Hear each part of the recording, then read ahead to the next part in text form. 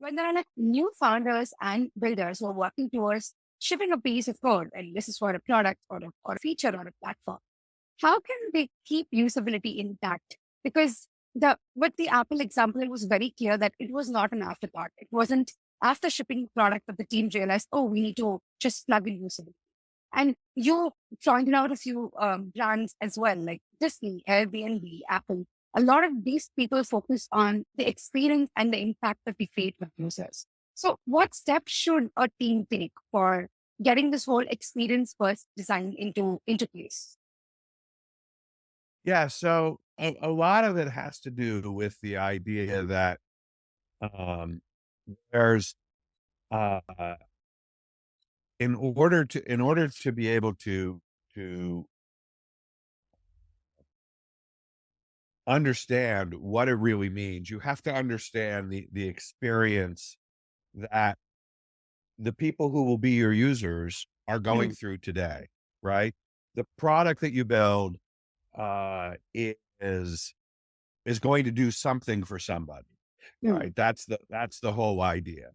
And the question is, when they use your product, how does it make their life better? right. And if you don't know how it makes their life better, the odds are you're not going to actually improve their life. And the thing is that to make someone's life better, you can't just do it in broad brushstrokes. You have to do it in very fine-tuned um, change and uh, really sort of detailed things, because you can make it better. You can say, okay, the way that we're going to build this new platform, or the way we're going to build this new app, is we're going to let people who are trying to buy this thing be able to buy it faster, or be able to buy it easier.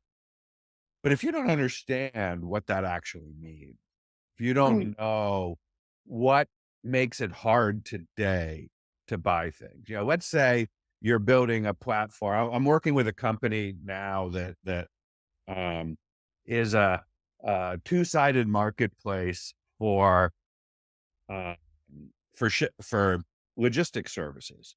So there are people who have shipments that they want to ship. There are mm, truckers and shippers who are excited to move those shipments from one side of the country to the other, right? So it's this two-sided marketplace.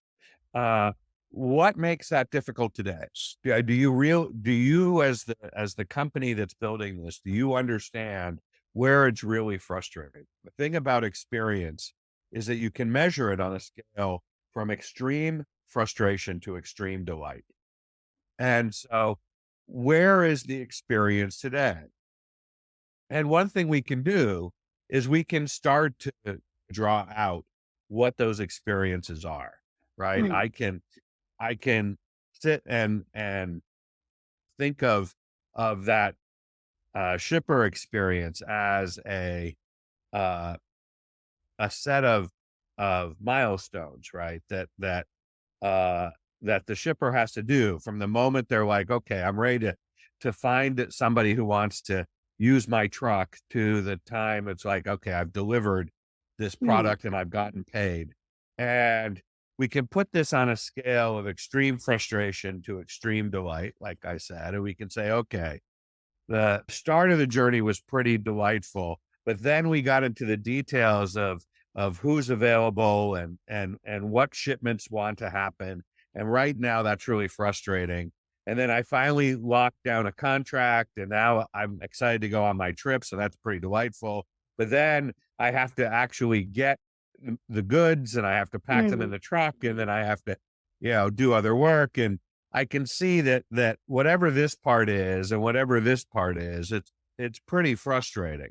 Yeah. And so I talk to someone who drives a truck, and I see what these patterns are. And then I talk to another person who drives a truck, and I see that, you know what, they seem to have problems in this space too. Not exactly the same, but Mm, similar problems. And I keep talking to folks, and I find that there's a lot of people who have problems in this area, and a lot of people have problems in this area. And I start to say, okay, this is where I can build my product. This is where I can build the features. I can make these things easier. I can start to ask the question, what would it be like if we made it delightful all the way across, Right. right? What if we could make it delightful to this customer? Well, this this red line here, this is the current experience. Mm, And this blue line, this is the aspirational experience that I can mm, do with my product.